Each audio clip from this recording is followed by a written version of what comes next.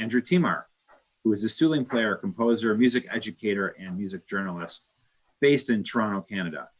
He may be best known as the soloist on the Sundanese suling, which is a West Javanese bamboo flute.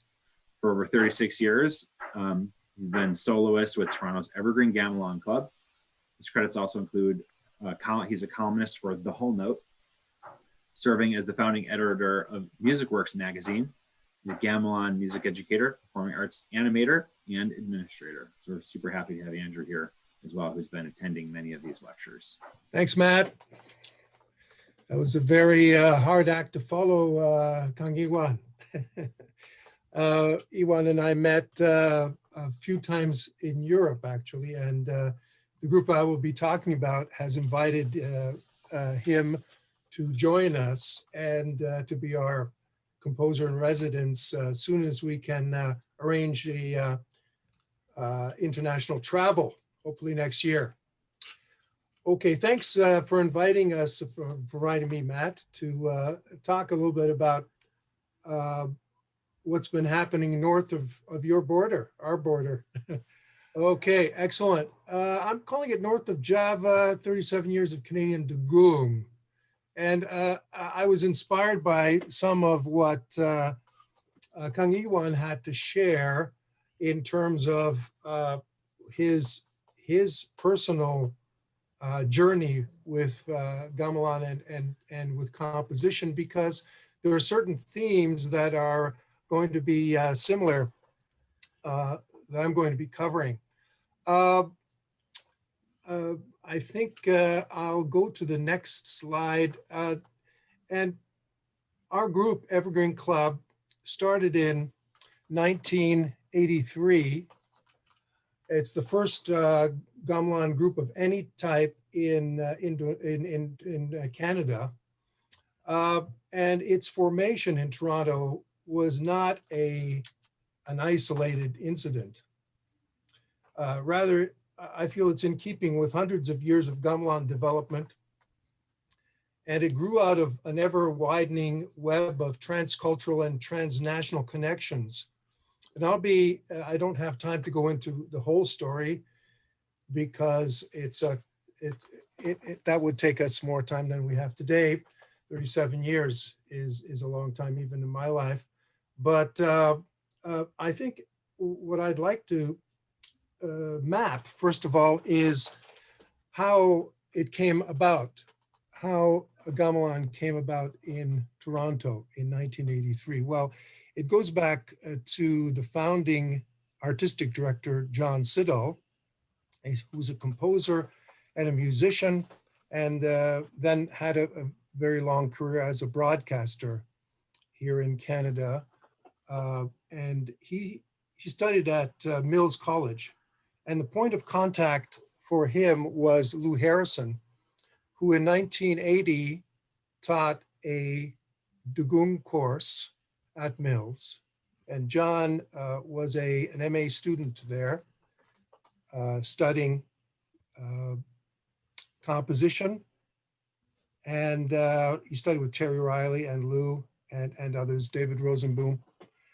And it just happens, he told me that in 1980, Lou offered a course in Degung, Gamelan Degung, I guess it was called at that time. And John took the course and he fell in love with the music. When he came back to Toronto after a couple of years, he decided to start a group here with those type of instruments.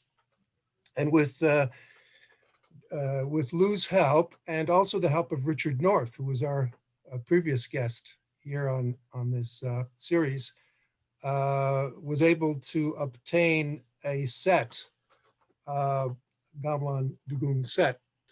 And I'll show you some photographs of what the set looks like today. I think what I'd like to do is start with a short video.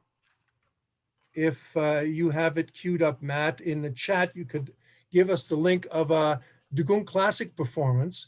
Degung Classic is typically what Sundanese musicians call the repertoire of the oldest stratum of compositions.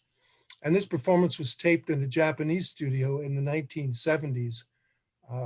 So here's an example of what Degung Classic sounded like at that time, before a decade before Evergreen was born.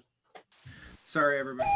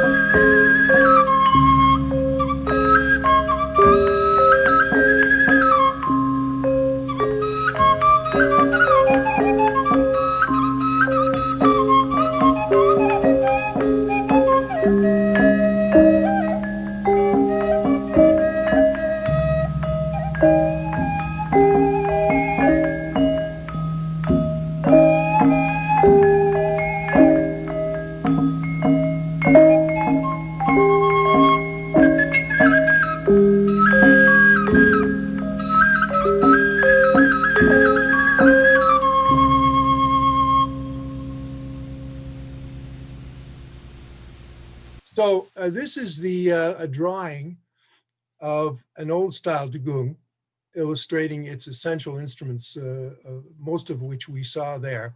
So you can see the gong, the kumpul, kandang, jenglong in its hanging uh, position, because in evergreen clubs, it's actually laying flat like the bonang, or horizontal, the peking, and the champres, or the banana. Intinya Okay, so the next slide, yeah, okay, here's actually a photograph of the Evergreen Club instruments on stage. And as you can see, the layout is somewhat different from the drawing or the video. So this is our set. You can see that the bronze instruments, what came up in the conversation last with Kang Iwan was, adaptations of instruments from various parts of Java. Our instruments, the bronze instruments, were made by Tentrum Sarwanto in Solo. I was there for the tuning and the selection. And if you notice our jenglong, which is these instruments here, they look a little bit like kanong, and that's probably the influence of the gong maker. And of course, these are Sundanese drums here, and the suling, which you can't hear, but you will see in videos. So this is what the Evergreen Club's set looks like. The instruments are, the sounding parts are made in Indonesia, whether in Bandung or in Solo. But as you can see, the furnishings, the racks are made in Toronto. We made them, we designed them, that is, members of the group made them and designed them.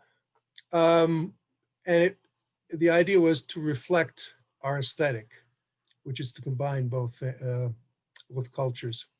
This notion of transculturalism, which I touched on earlier. And the wood we used was Canadian maple, which has a certain symbolism to Canadians. Okay, the next slide. Part of what we, as I mentioned, we have invited Kang Iwan to join us. And actually he's in a long line of Sundanese musicians that we have invited to Toronto and that we've worked with both here and in Germany, in Europe, and in the States. The first one was Pak Burhan Sukarma, who was our guest last week. He was actually our first artist in residence. In 1993, he was with us giving workshops and then performed with us, both in Toronto to celebrate our 10th anniversary. And also the next day we went to Buffalo in Matt's hometown. And we gave a performance at the university there and at Hall Walls as part of the North American New Music Festival. So our next guest was in 2008, we invited Nano S, a leading composer. Those are his dates, you can see on the slide. Nano Suratno, Nano S, known as Nano S. And I'd known him, I met him several times in Bandung, and we schemed, dreamed, and finally were able to make a residence for him 20 years after I'd first met him in 1988 in Bandung. And he's perhaps most noted for his work as a songwriter. He's written, he told me, over 450 songs. His song, Kalangkang, which we'll hear a little bit about, sold, he was very proud that it sold 4.5 million units in many different arrangements. This is his big hit. And this is the Pop Sunda version that you might have heard in the 80s on your cassette player or on the radio. Can you cue that up, Matt? Yep, I just queued it up. So let's watch a couple minutes of the first YouTube clip I just sent, and then we'll watch the entirety of the second one that's coming through right now. All right.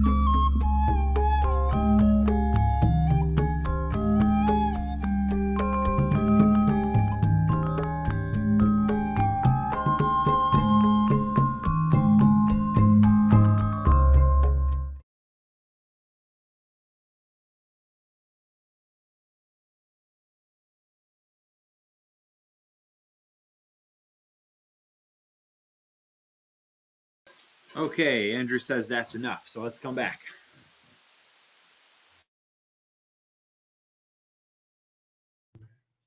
Right. Yeah, it's hard to know where everyone is. Yeah. So the next slide, we're moving right along. Here we go.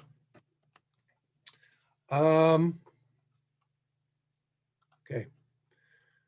So Pop Sunda, that was our arrangement. Matt, how much did you hear of the Evergreens arrangement of Kalankang? I think I was 3 or 4 minutes in. Okay. It goes on for 3 times as long. It becomes quite a tone poem. It goes a lot of different places. But you can always check that out for yourself.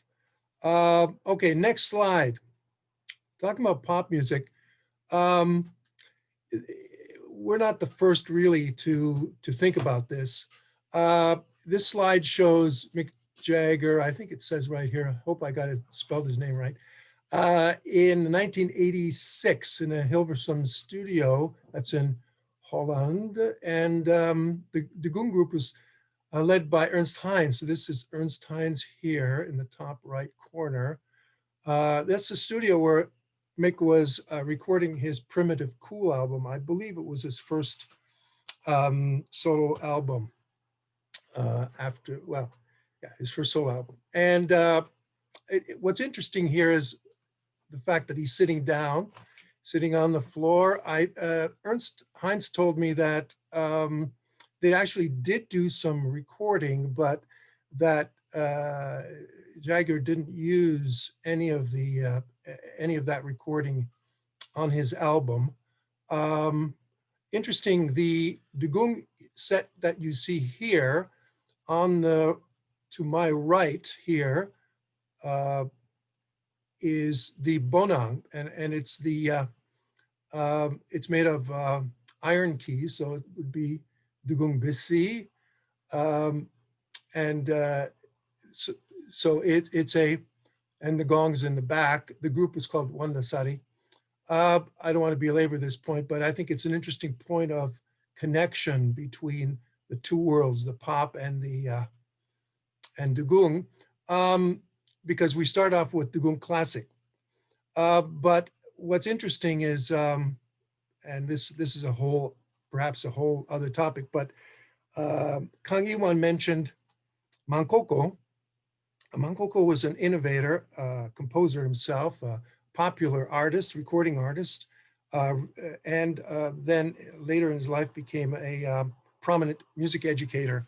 And he was the mentor for Nano S. So there's a direct lineage there. And I thought it would be interesting to make that link here with this photo.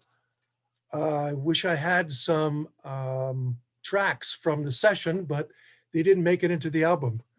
And I don't have if anyone has a personal connection to Mick Jagger, then please let me know and I can ask him, request some of those offtakes. Okay, next, Evergreen Club. We already went through this. It was founded by John Siddall, who was the director for 5 years or so. He went to study at what was then Asti Bandung on a Dharma Siswa scholarship in 1987 and 1988. And then I took over directorship in 89, 93, and then Blair Mackay is the current director. And he's been director ever since, and we're making a transitional period now. You saw the instruments, so I won't go too much into that. What may be interesting is to know a little bit about the players, the musicians, which are, of course, constantly changing with the years, but they all have this. What's interesting is when John Siddall started the group, he wanted the group to reflect, to be modeled after contemporary music groups that were already active here, and also that the musicians be professional musicians, mostly early career musicians. And the group is typically made of 8 musicians covering the 8 major parts, instruments in the scores. Okay, we move on. The Evergreen Club has toured nationally and internationally, as Kang Iwan mentioned. He has, and his group has. Kai Fatahila. Our group has toured. We toured Indonesia, at least some cities in Java, with a modern dance company in 2001. No, I'm sorry, 2002. And we performed at that time at the Yogyakarta Gamelan Festival. We were a featured act at the Taman Sari hall, concert hall. We have been featured on over 15 albums. There was a mention about albums. I think from the beginning, we felt that we should record our work and get it out there. However we could in the 80s. In the 80s was still bricks and mortar stores. So we had some distribution. We had a record label, Arjuna Records. And our first release was called North of Java. Of course, my talk is entitled that. It's a piece of mine. It's a composition of mine, actually. Let's hear a little bit of this, the movement 1. And it was composed in 1983 for the Evergreen Club, and released on this album in 1987. So can you cue that up, Matt? Just set up for a second. Just listen to the first movement. And as Kang Iwan mentioned, at least in one of his pieces, he wanted to access sounds of nature. Well, I'm going to set this up because in the 70s, I was very involved with field recordings and recording natural sounds and then bringing them into the concert hall, et cetera, and actually taking musicians out into the field and playing with frogs, chorus of frogs, choruses of crickets, all that kind of thing. And the recordings you'll hear are my field recordings. And it's very geographically bounded. The sounds that you will hear are from the place where I live, so Southern Ontario. So the first sound is the sound of a brook where my father lived. And the last sound at the end of the piece, movement 3, is the sounds of Lake Ontario lapping on the shores of the islands here. So let's hear a little bit of, let's hear North of Java.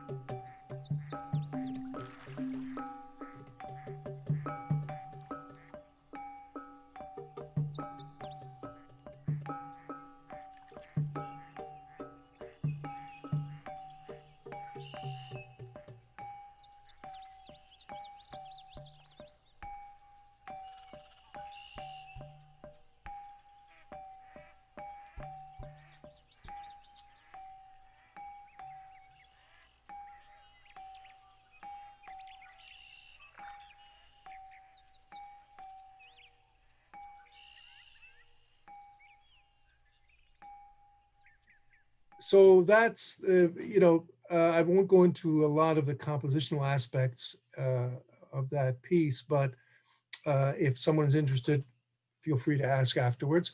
So I'll move on. Evergreen Club has embarked on an ambitious commissioning program. We've got over 300 works written for our group. They're often compositions with mixed orchestral and world music instruments. So outside of the Degung, outside of even Western symphonic instruments. Many composers written for us, including dozens of Canadian composers. Our mandate as a Canadian group, of course, requires us to put the focus on that, and we feel that we're part of a community here, and that's really a big part of our mandate. We've worked with hip hop artists, turntablists, recorded an album with dual turntablists, rapper, and so on and so forth. American composers.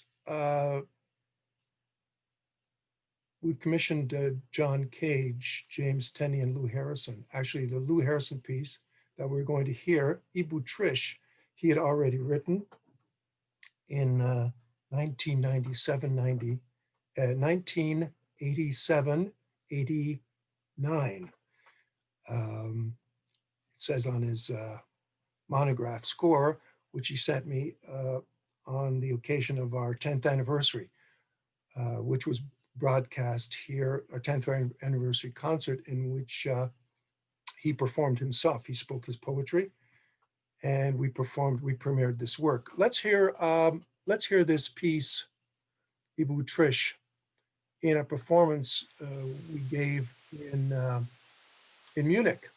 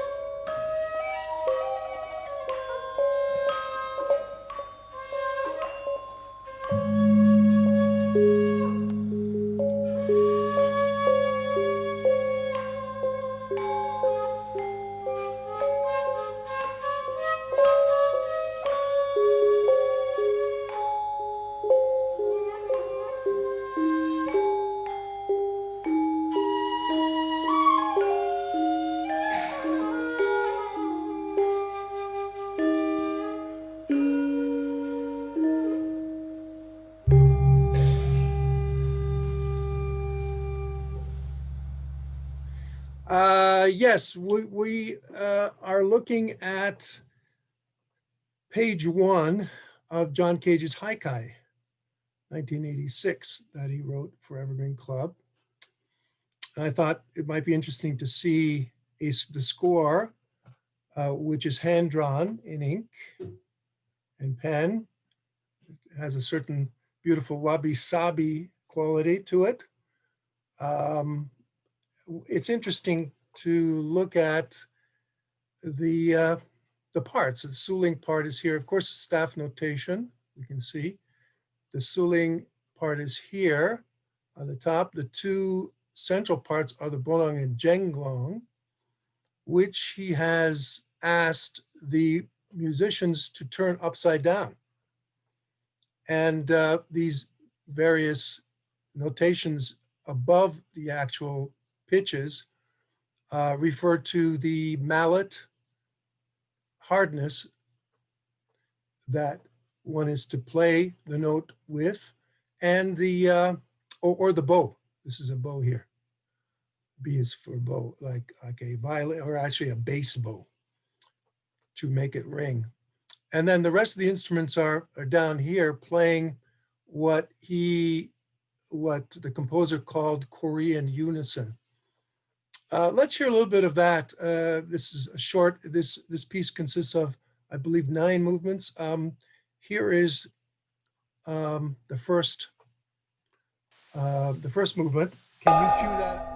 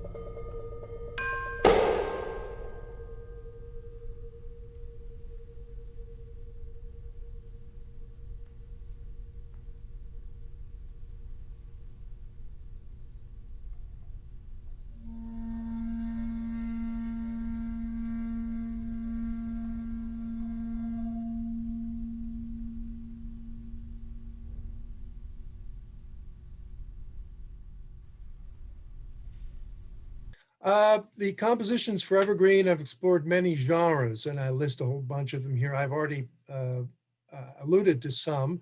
They include works for chorus and our group, and modern dance. We have several concerts worth of repertoire, which we've done.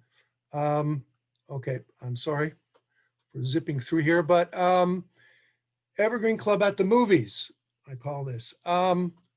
We've some of our musicians have played on the soundtracks of various films, Hollywood features, and so on, including Life of Pi, for which the Canadian composer Michael Dana won an Oscar for his score, for the soundtrack, and for the score. Was the he won that in 2012. He also scored Denzel Washington feature, Antoine Fisher, and Ice Storm by Ang Lee as well. Should we listen to a bit of this? This is a short excerpt, or should we skip this? What do you think, Matt? Yeah, if there's, yeah, why don't we skip this one and go on to the other stuff? Okay. There. I guess people can always check this out if they're interested. Recording. The first, we played a movement of my piece, North of Java. It was released in 1987. It was the first Canadian gamelan album. It's kind of interesting. Footnote, wasn't the last.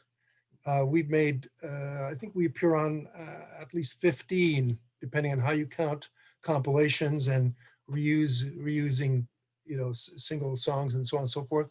But there were other groups, and I'm really focusing on Evergreen Club in this talk because to cover everything would take hours. But there have been albums by groups in Montreal. Highly recommend Gamelan Bali X, and maybe some of my Quebecois friends will correct me. And I think there was also a previous album that they was released, and these are released on CDs. The Vancouver group, Vancouver Community Gamelan, has released several albums. Again, excellent albums as well. Next piece, Juruk Bali Kunang Kunang. These are two pieces that are part of the Degung Sunda repertoire, particularly Kunang Kunang. And we do our own version of it, our own arrangements, segueing from one to the other and back. I think given the time, we will skip that, Matt. Okay. Going on to music education, I have some video clips of this. I've had a bit of a career doing this, teaching both at York University in Toronto, and as well as for 7 years, I started a gamelan program in schools at the Toronto District School Board. And we have 3 gamelan. I'm no longer associated with that program, but it continues, and tens of thousands of school board kids in over 100 different schools have played gamelan, and by gamelan I mean these are Javanese instruments. So 3 sets, 2 slendro and 1 pelog. Here, this photograph has me playing in 2012 at Clinton Street Public School, where I was a student 50 years before this date. that really dates me, I suppose. But it was a thrill bringing gamelan back to the school that I grew up, inner city school, grew up attending. Next, here it is. Here's a poster. I thought it would be interesting for you to see how we promote ourselves. This is our 30th anniversary. Canadian Gamelan Music turns 30. So there it is. Interesting to look at the composers, works by Evan Ziporin, some of you might know, prominent composer on the Eastern Seaboard, American composer. The following composers are Canadians. My name is there, John Siddles. And the next day, these are all Canadian composers. John Wire, by the way, was a founding member of Nexus Percussion Ensemble. Some of you might have heard of that group. We work with Western orchestras on occasion. Here's a photograph of us working with the Esprit Orchestra, which calls itself Canada's New Music Orchestra. This was a performance we gave in 2013. You can see the Degung in the center and the orchestral musicians around it. We did a whole concert of works that we had commissioned and premiered some years before, a few years before, prior, with in conjunction with a contemporary music ensemble in Quebec, in Montreal, to be specific. Here it is. Here we are performing at the Canadian Opera Company. This is a performance space in the Opera Company hall. And you can see the instruments clearly. Now, I think I have a lot of examples. How much time do you think we have, Matt? Maybe you want to do two more examples? Okay, excellent, because I certainly don't want to overstay my welcome here. This piece was Leaves from Palimpsest is interesting because well, it's one of my works. It's for retuned prepared piano, scordatura violin, that is retuned piano, Degung and extended Degung because I had some other percussion instruments. I think we'll skip this because um, I thought it would be interesting because it was premiered on the same concert as the John Cage piece, Haikai, and the James Tenney piece, Road to Ubud. It was a concert in early 1987, and the concert was entitled The Circle Completed, something like that. The concert started with John Cage's piece, Bacchanal, which is the first piece for prepared piano, which he invented. And then it followed up with these new works that incorporate that instrument. And also gives you a clear idea of where our roots, at least some of our roots are. Maybe we'll play a little bit of, share a little bit of L'Arbre de Bordure by Gilles Tremblay. It was passed away last year. Gilles was a very prominent Quebecois composer. And this piece, again, very unique sound world that he creates in this piece. He uses, of course, our 8 instruments. And he adds On de Martineau, which is an interesting, very early electronic instrument.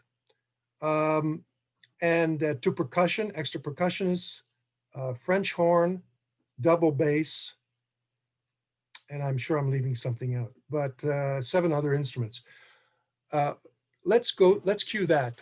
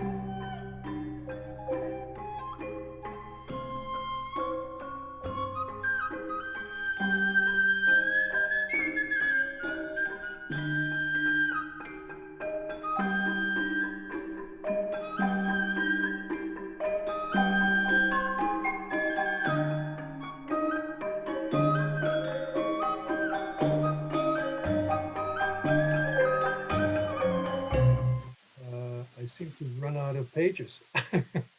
uh, I wanted to end with Rainforest. Excellent. Just a little bit of background. Rainforest was a piece that was written for 4 parts, 4 instruments of our group in it was an early piece. I think it was written in 1985 by a Canadian composer. It's an interesting metrically, it's a short piece, but we found a way to extend it. And this is a performance in Munich that we gave, and this is a live recording. And thanks to a live video, thanks to Jody Diamond, we have a good archival video of this. There is no part for Suling. And so after the initial statement of the theme, the rest of the group allows me to improvise. And as you can see, I'm going to be improvising. I pick up a very unusual instrument for, at least for Degung. So let's listen.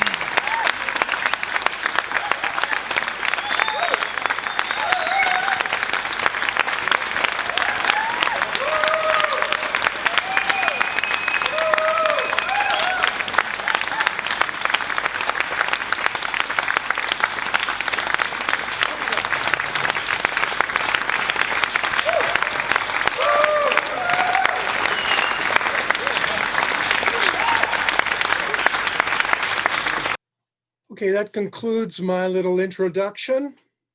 Okay, so thank you, Andrew, for sharing your examples and your experience with Evergreen Gamelan Club. Oh, sorry. Pop this on here.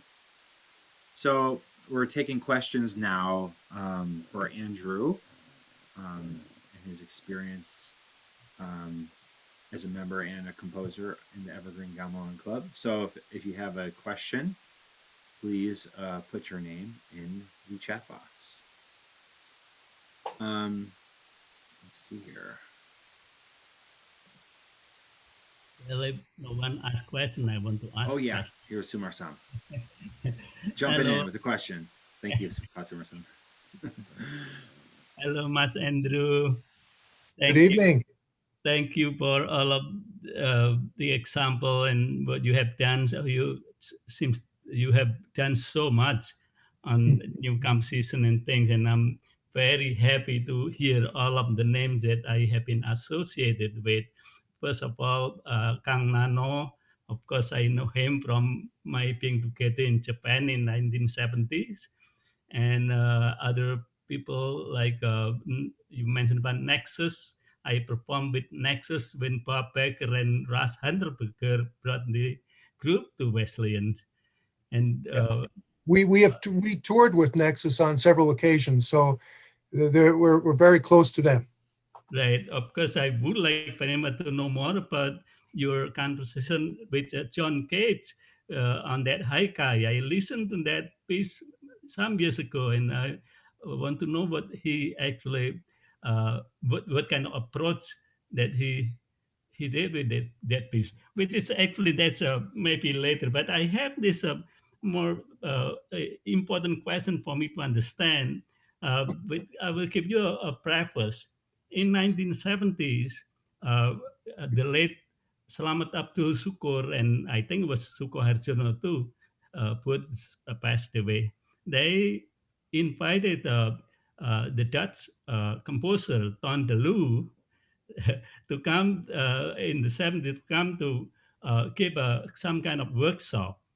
And there's one particular session which is uh, uh, a combination of piano and kender. I think it was Masa El Swarti who played the kender. I don't know who was the pianist.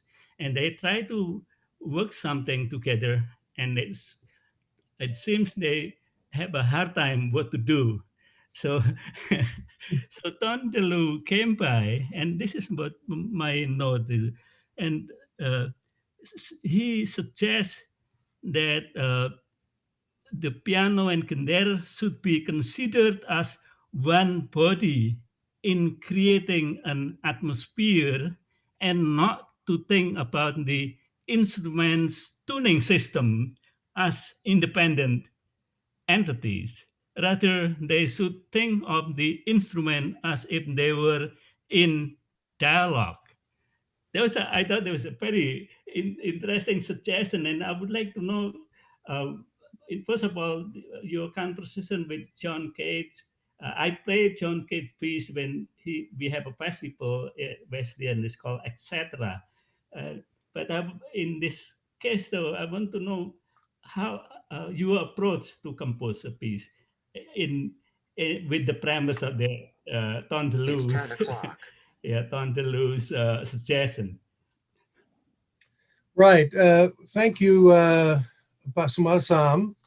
I think we met in Jogja in 2002 at the festival. I think you were there, if I'm not mistaken. All right, Taman Budaya. That's right. Yeah.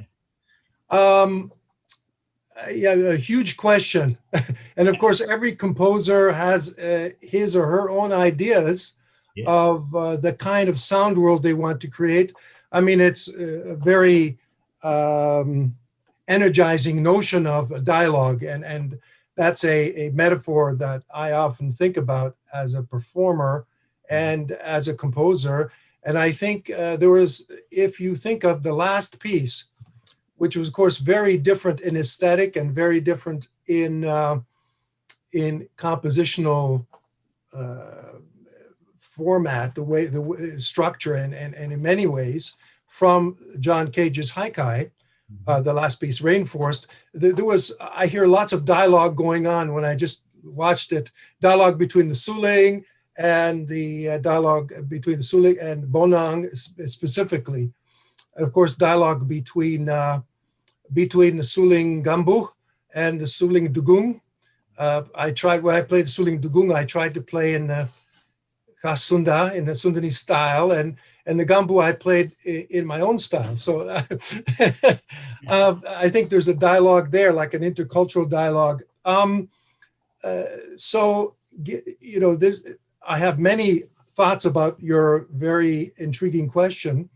One of them in the composition Palimpsest, that as I mentioned, it was performed on the same concert as the John Cage premiere of Haikai, my piece, Palimpsest, and also James Tenney's Road to Ubud.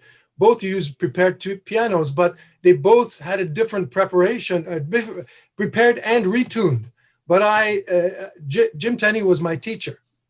So his teacher, one of his teachers was John Cage. So there was a real lineage going on, but I decided to retune the piano myself. You mentioned the dialogue, and I remember for the recording, I spent a whole night trying to retune the piano. I'm not a piano tuner, so I got bursitis.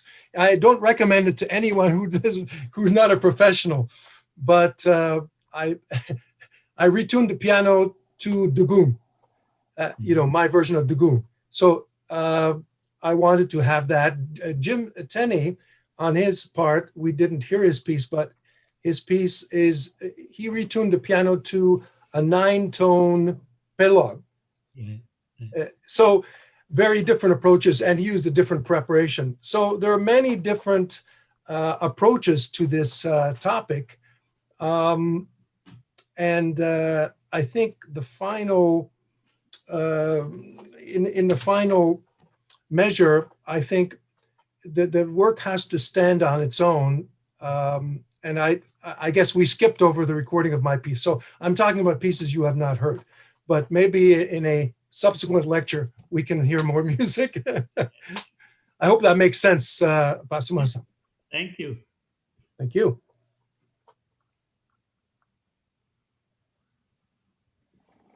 Okay. Yeah, if anybody else has any questions, throw them in the chat. I'm going to ask Andrew a tough question. Andrew, Before you ask the tough one, yeah.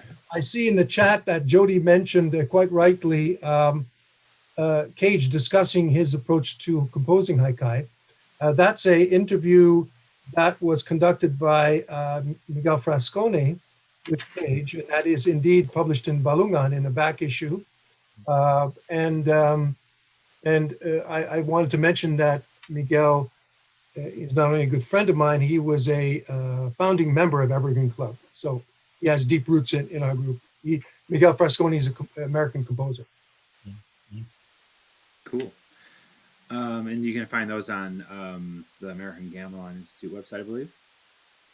So here's my tough question. So being Canadian gamelan group, mostly professional gamelan group that composes new music, but using Sundanese instruments.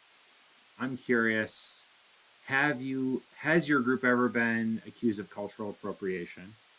And if so, what was the response to that situation? These issues, there are many ways to answer that. I have not been accused, but of course, I'm a white settler. I'm European stock, no question about it. And yet I've made my career playing suling, essentially, and composing for these instruments that you heard. So, you know, sometimes it puts me in an awkward position. I've never had, and perhaps I've never had any Indonesian mention that to me, Matt. Maybe I'll bust out a little story that's really old. So, and these issues change with the times.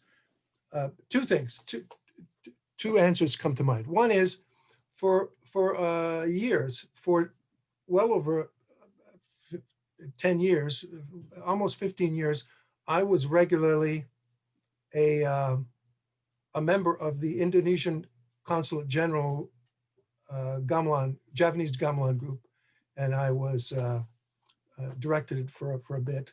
And if I'm not mistaken, in my memories, Jody Diamond came up one of her visits in the 80s. She played on the instruments.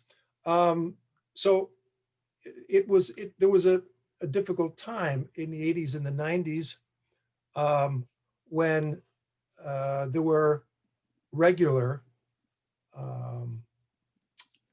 demonstrations outside the Indonesian Consulate General.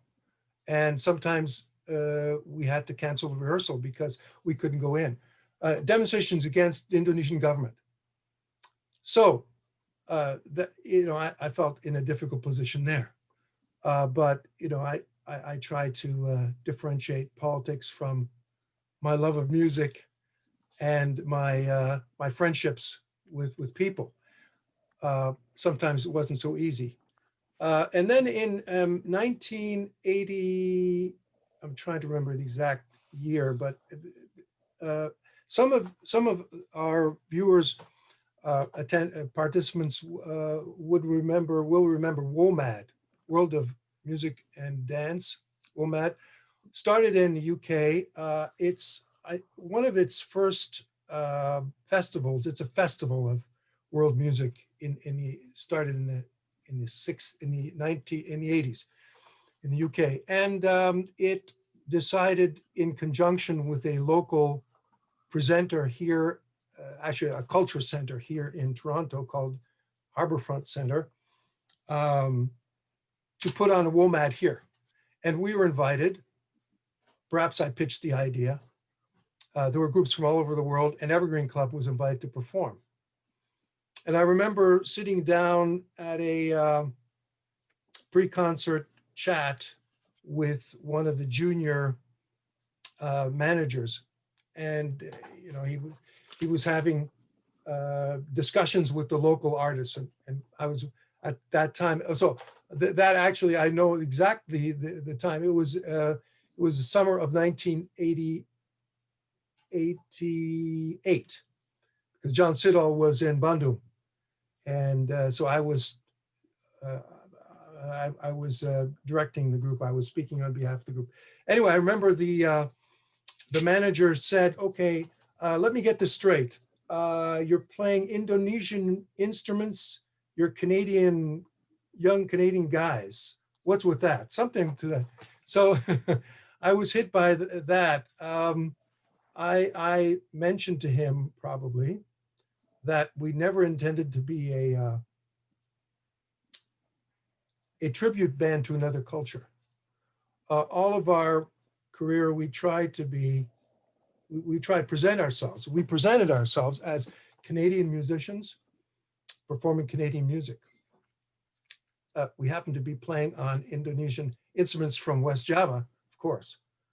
We never hid that. And as I showed, hopefully, demonstrated a bit, we've worked right throughout our career very closely with Indonesian musicians and composers, and will continue. Very important part of what we do. But we always maintain our closeness with the community from which we have come and which we serve, I believe. So I don't know if that answers your question, Matt. Yeah, it does. Yeah, I was having a conversation about this topic with somebody the other day, and there's so many different ways people use gamelan instruments. And the way the Evergreen Gamelan Club uses the instruments is different than like how Iwan uses them. Because Iwan is making some very contemporary tunes, very experimental tunes, and it seemed Evergreen Gamelan Club is a little less experimental, a little bit more song-based, perhaps. But well, of the 300 piece repertoire. Sorry to interrupt, Matt, but I wanted to mention we have plenty of real experimental works. really? In fact, one of the pieces on my list, Leaves from Palimpsest, is well, it's all about gestures and sounds rather than tunes. At least the first two movements. So yeah, I chose on purpose to go a little bit towards the tuneful side, perhaps. But there is another side. I mean, I hope that piece, the Rainforest, and some of the other pieces show some of roots in minimalism, especially my piece. I think very minimal. In fact, it's just that movement that you heard of, my North of Java. It consists of basically one bar of instruments coming in one after the other, and then with an improvisation with like what I call a negative improvisation, or leave things out, and then we go out the same way as we came in, and then it dovetails with the next movement, which is different in character again, and different notes. Anyway, so that's fairly experimental, and so I just wanted to mention that what we heard tonight is not representative of all of our repertoire. Cool. Thanks, Andrew. Yeah, yeah. The presentation is very important in this area, I think. And I think Evergreen Gamelan Club's done a very good job with that issue. All right. So Chris Hall has a question. Hello, can everyone hear me okay? Excellent, Chris. Okay. Hi, Andrew. How are you? Still feeling fine. That's great.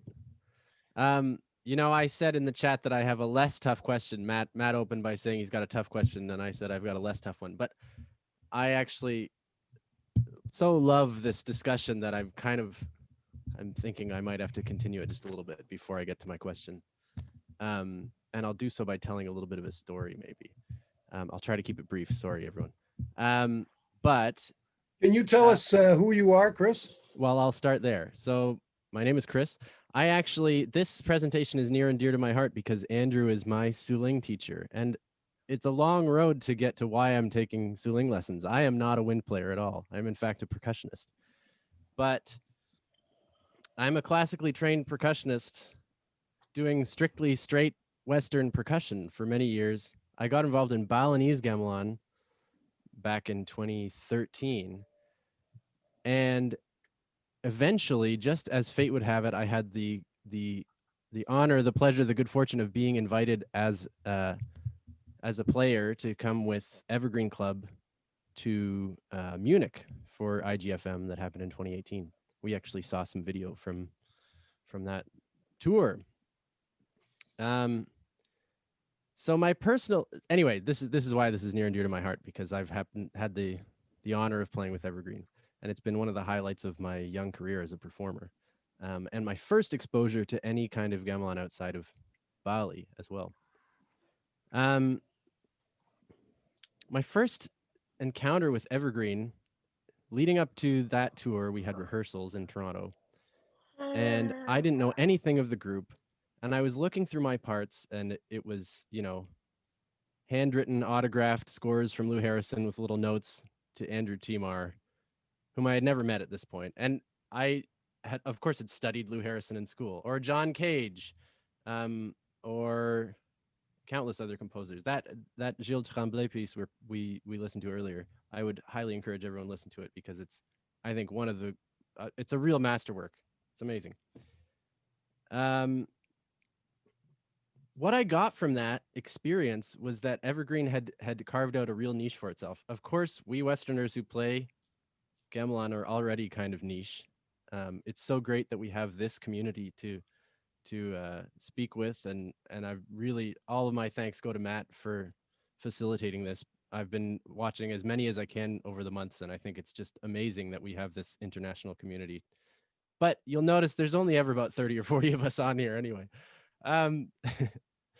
It's a niche community, and Evergreen, even within that niche community, has carved out somewhat more of a niche. And to me, that's because it seems, and this is my own next generation, young, naive analysis, that Evergreen was a group of musicians who never wanted to be 8 white guys telling you how the music of Sundanese people went, as much as it was Western musicians who certainly had formal training in some of the Indonesian music. I think Andrew, you can correct me if I'm wrong, but I think every one of the founding members had at least been to Java and studied, taken some lessons.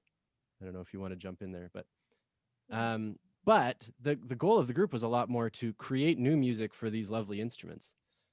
And I think for my part anyway, it's a really beautiful thing. I mean, yeah, that Tremblay piece, I think, exemplifies it. That's the best evidence for just amazing, beautiful new music that kind of transcends style and culture, but also doesn't ignore it. I really have loved that. Anyway, I'll step down off my soapbox now. But my question is actually quite simple. So, first of all, was that Cage's only piece for gamelan, Andrew? Do you know? Yes. Yeah, that's what I thought, which I think is so cool. Just another reason why you guys are sort of my heroes a little bit. And I like Sumarsam. I'm quite interested to know what the personal relationship with some of these really famous composers was like. Maybe you have. I know it's getting late where we are. I don't know if people are trying to move along, but maybe you have some short anecdotes you could share about your relationship with Cage and Harrison, and maybe just those two. That's a question for me? Yeah. Okay. Point of fact, founding members of Evergreen Club. That's interesting because, the group is constantly evolving. Both John Siddall, Miguel Frasconi were York University graduates, as was William Wynot. Willie Wynot, some of you know, the great percussionist.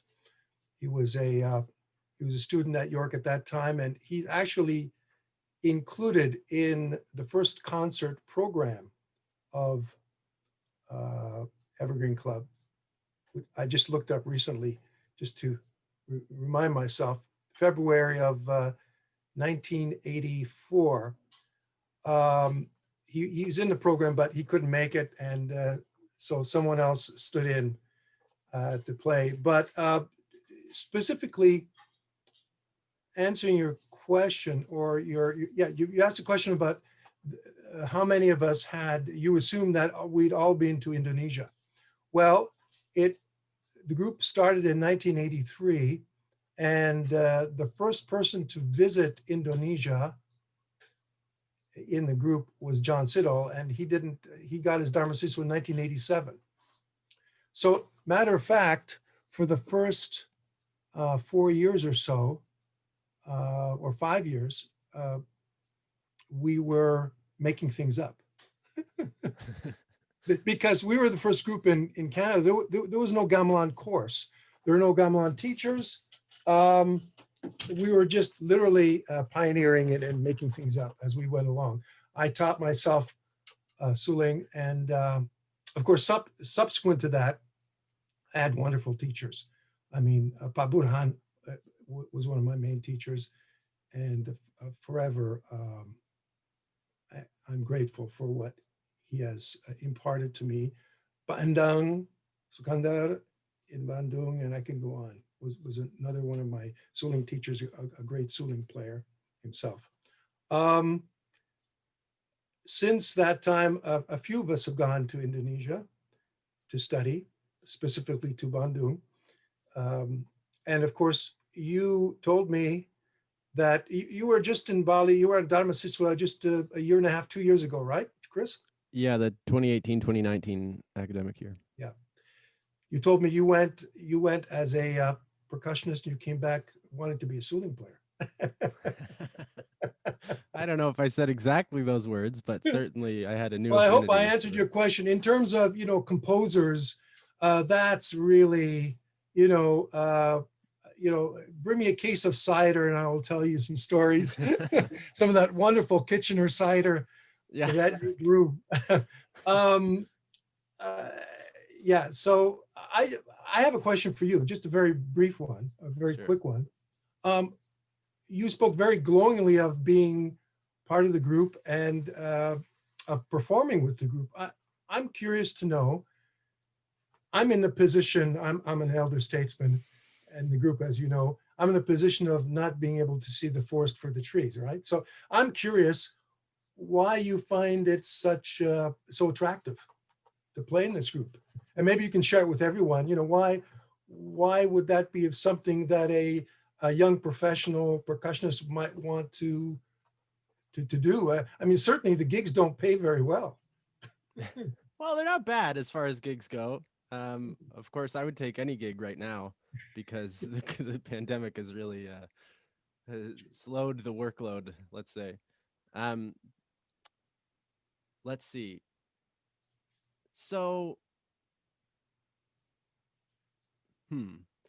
I think Evergreen represents, yeah, kind of a collision of a lot of different things that I've come to really love. So as purely a straight percussionist, Western percussionist with little to no training in or understanding for Indonesian music, it was already appealing to me that we were playing what felt like really substantial repertoire by reputable composers.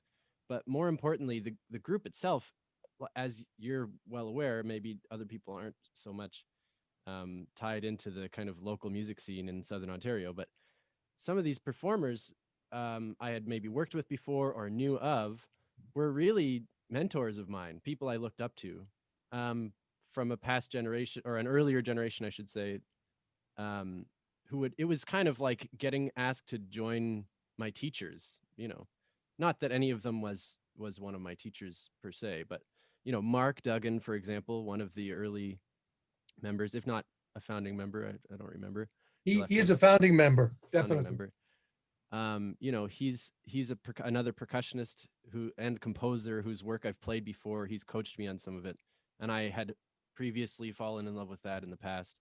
Ryan Scott, on the other hand, a great percussionist himself, many accolades, but one of the ways I know him is through the National Youth Orchestra. He coaches the percussion section for the National Youth Orchestra of Canada. So just as a percussionist, that was already a big deal. It just felt like getting called up to the big leagues a little bit. And then maybe on another note, I think that first time when I came with you to Munich, that was a time in my life I was really beginning to discover just how special the music of Indonesia was to me. A minute ago, you were talking about I came back from Bali with a love for the suling, but no, Andrew, actually, you did that for me the first time I got to play with Evergreen, and I still maintain that to me the Degung music seems to be all about the suling, and you are, as far as I'm concerned, one of my favorites. I'll say that. Get this guy off the screen. But yeah, so it was those two things really. I was a burgeoning lover of Indonesian music and also lover of percussion music, and it was able to satisfy both desires for me, I guess. I hope that answers your question. Thanks, Chris.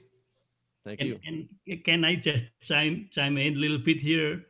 I think I get the feeling about Chris as a percussionist, but the gamelan, even though it's to be considered as probably one of the largest percussion ensemble, but the vocal music is very important in the gamelan repertoire. So sort of, even though you bang the gongs and the kettles, but inside of you, actually, there's a vocally inspired melody always going on in internally. Yeah. Absolutely. How I feel, Pak Sumar Sam, I feel suling is my voice. It's very clear to me.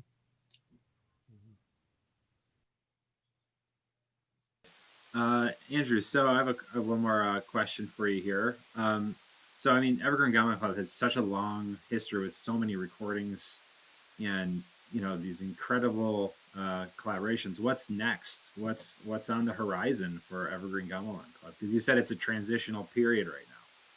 Excellent. I guess for many, you mentioned that, I mean, in terms of the current pandemic situation that we're in, and Chris has already mentioned that, you know, it's really knocked back much, if not, well, almost all the work for freelancers. But you mentioned, Matt, the what's next. I'm working on a few projects. I do some educational work, as I suggested in my talk, for Evergreen Club. And I'm working with the Canadian Music Centre, which is a national center for composers, basically. And we're working on a project, a series of workshops to show composers, particularly young composers, how to compose and how to think about writing for us. That's part of our mandate. So we're working on that. That we were hoping that would happen this summer, but you know, COVID had some other ideas, and we're pivoting to next year. It's very frustrating because we constantly have to change dates and everything else. But that's one of the projects that we're working on. Also, we did have plans to bring Kang Iwan to work with us as a resident composer.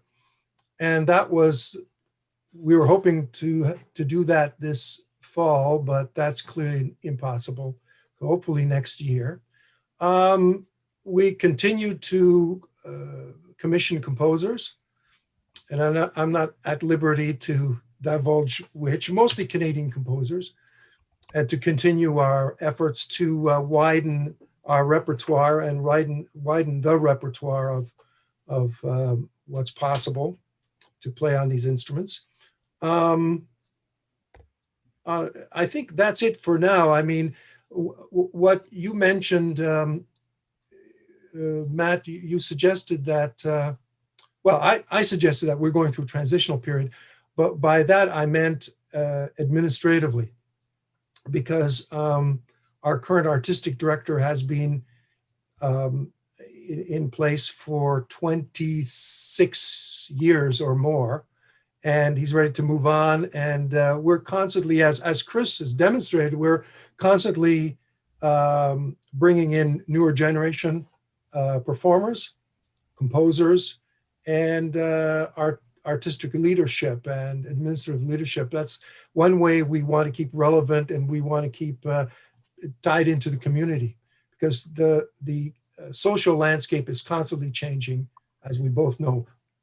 Borders, you know, are important, and our border is closed now between Canada and US for those outside, and it has been closed for months, and it's probably going to be closed for months. So it's really difficult to maintain international relationships like with Kang Iwan, or for me to go to Buffalo, which I've done before, as you know. And Matt, you've come to Toronto on a few occasions. We've had a few nice beers together, craft beers, and played some music and performed together. Those of you who are interested, I also maintain a practice as a music journalist. I'm a columnist with The Whole Note. If you're interested, I wrote this summer kind of an op-ed, not really op-ed, but a opinion piece called, they gave it a very crafty title, something like, what do you do when your instrument is a collective noun? Gamelan is a collective noun, I suggested. And it's really difficult to get together and to practice, perform, do what you love to do. And to an even greater extent, it's difficult to maintain those relationships outside of Zoom and Instagram and Facebook with my colleagues and friends in Bandung and in other parts of Indonesia, as well as Europe and so on and so forth. So it's a difficult time. And that's what I meant by transition, Matt, all of those things together. Thank you, Andrew. I don't see any more questions popping in. So we'll say thank you, Andrew. That was a wonderful presentation. look forward to diving into the deep beat cuts of Evergreen Club's, you know, the discography. So thank you for bringing that to all of our attention.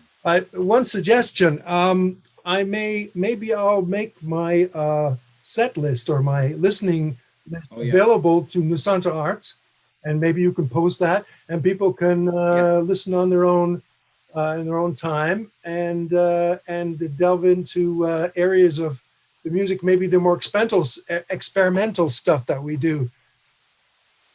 Absolutely, yeah. I can put a link whenever we post this video. I'll put a link in the same description for that. We can just host it on our site. In closing, I would like to give my appreciation to my colleague Kang Iwan Gunawan in Bandung.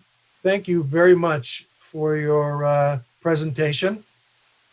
I hope to see you in Toronto soon. Yeah. Let's do it. And keep up the good work. Thanks. Okay. Thank you, Andrew. This is probably a pretty good time to let the people know who are on this call still. Nusantara Arts has been collaborating on a new project, which is it's gonna be coming together in December. So, and we've sort of been talking with different composers in this series. First Paharjito, and then we've moved along to more composers that we've talked to. So it inspired us to use the the rest of our artist-to-artist funds, which we use to help Indonesian musicians, as well as working with the embassy in Washington, D.C. The cultural attaché of the embassy is on board for this project. We are going to be working with Javanese composers to write new compositions of Javanese music in classical idioms.